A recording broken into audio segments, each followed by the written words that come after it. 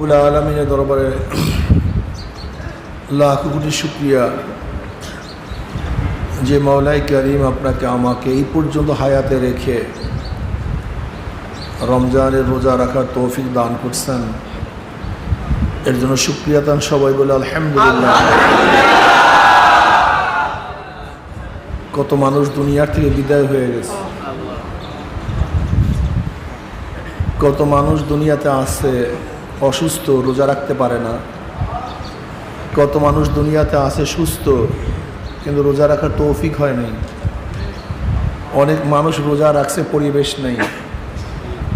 আল্লাহ পাক রব্বুল আলামিন আপনাকে আমাকে সুস্থ রেখেছেন, রোজা রাখার তৌফিক দান করছেন, সুন্দর এক পরিবেশে থাকার আল্লাহ পাক সুযোগ করে দিয়েছেন। আসলে আমাদের কাজটা কি? ওমা খালাকতুল